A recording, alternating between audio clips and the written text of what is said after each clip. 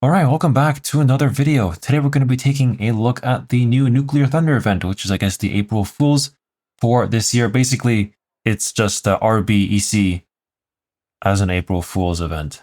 You can find it here in the event tab by clicking either on this Nuclear Thunder thing and then going down to here. Now you can only use 2 nations to play this, I guess, game mode. It's either the US or Russia. You don't need to have any of the vehicles though. Say you don't have to, but it's definitely good to have something like a MiG-29 or an F-15 or even the F-14 IRIAF, just because or else you might just get clubbed, especially at the start of the game where you have to kind of get spawn points to be able to spawn in the planes with nukes. Now how this game mode works is that you first spawn in something like a fighter or ground attacker to, get enough spawn points to spawn in, nuke planes with nukes. Something like the Su-24 here has access to this one right here. Costs 500 spawn points to spawn into, or even the MiG-23 also has access to a small nuke. What you do after spawning in these vehicles is you go and attack something like the airfields or these fuel depots that exist. And eventually, if you do get to 2,500 spawn points, you have the option to spawn in the Tu-95 or the B-52H. The problem is, you shouldn't really spawn in these vehicles. At least in my experience, what happens is that you often get spawn camped and, you live for a whole 30 seconds to 1 minute, and it's just not really worth it. So you're better off spawning in these small nuke planes, going after these airfields. You can one-shot them with the 30 kiloton nuke. And after that, you kind of just have to hope that your team just continues ground pounding and eventually you'll bleed the enemy tickets. Alright, so I'm just going to show some clips here that I've taken, because these games last an extremely long time. They can last anywhere between, I don't know, maybe even an hour or something. So make sure to plan enough time if you actually plan on finishing the match. Here you can see me kind of just spamming R-73s. A lot of the Phantom players don't really know that flares exist, so you can kind of use IR missiles against them, knowing that they won't be able to do anything against them. Now there are some more peskier targets, stuff like the people who fly F-18s or F-15s. They know how to use flares, they know how to use countermeasures. So against those people, you have something like the R-27ER. I guess here I even used one because I kind of just felt like it. But yeah, it is how it is. Next clip here, I'm kind of chasing after a Phantom, a 3 kilometer R-73 launch. Normally this won't hit in RB matches, but because that guy just doesn't really know how to use planes, he dies. Or he wasn't looking, but yeah. Regardless, he dies, right? What also happens is that the Phantoms actually get access to AIM-9Ls, so you're going to be facing a lot of all-aspect missiles, so make sure to bring plenty of flares and stuff like that. There we go. I have to use it quickly. And there we go, I actually do manage to eventually spawn in the Tu-95. Now we're going to all count here how long it actually takes for me to die. At this time, I'm kind of just admiring the plane, it looks cool, it sounds cool. I even tried to do these fuel dumping on this thing because I don't really need 120 minutes, but you can quite see that first of all it's quite slow, and second of all it doesn't, it can't really do anything. You're kind of just sitting there, you can say hello to your comrades in the cockpit, but other than that, you're mostly a very sitting duck. And on top of that, you're kind of a big target for anybody that can see your contrail.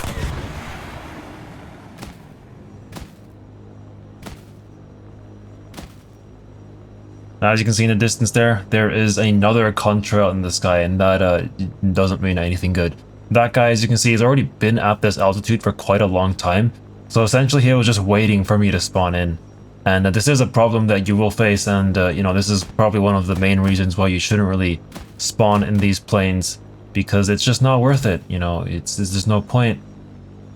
You're better off using the smaller nuke planes, because they're a whole lot more maneuverable. You can use terrain to kind of bomb the small airfields, and you don't really go after the big airfield because you'll just kind of blow up just like that due to an IR missile.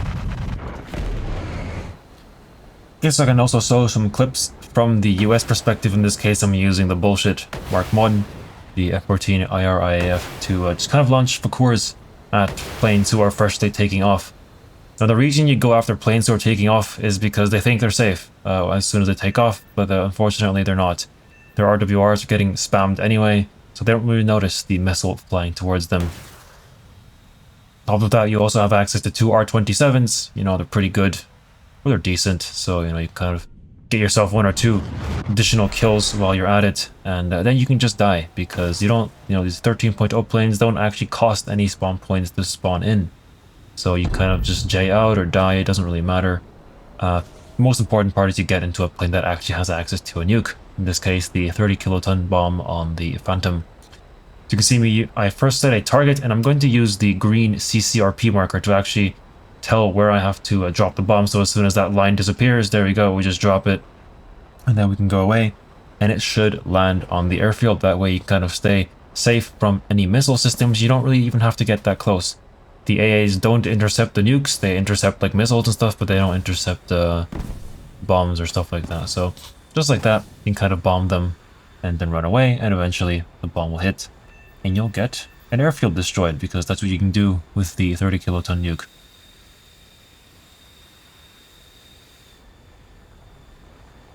I guess another clip here later in the game where my team's actually bombed every single one of their smaller airfields, so I only really have a choice of going after the big one, which is admittedly a bit of a scarier thing because it's a, you know, in a bit more of a flat area, so it's hard to snake up on it.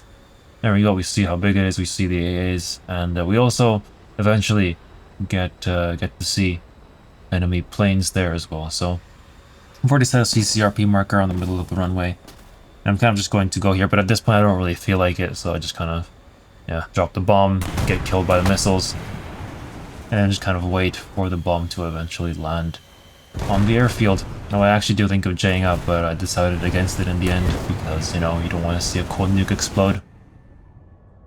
Just like that, you know, you see Yak 141 taking off there, and he's not going to be taking off for very long. There we go, he's dead. And yeah, just like that, you do get a couple kills.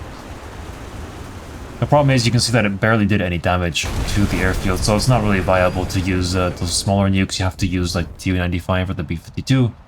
The problem is those get instantly shot down, so there's no real point. Anyway, hopefully you have enjoyed this video here. I don't really feel like playing this game mode any longer than I have to, so that's why you're not really going to see too much footage from me. But yeah, I mean, let me know what you guys think about it. I think it definitely needs to be tweaked in terms of balance. You know, maybe maybe a bit less AAs around the place, so that you can actually like not have to hug the ground 24/7, because it is admittedly just a bit annoying. Plane balance needs to be, you know, checked out a bit. You know, maybe do add the SA-27 to the Soviets, because, you know, America gets access to F-15s and F-16s and whatever you want. So I think it would be fair to at least give the Russians something else that isn't the MiG-29. But yeah, let me know what you guys think about this in the comments down below. Hopefully you have enjoyed this video, and I'll see you guys in the next one then. Bye bye.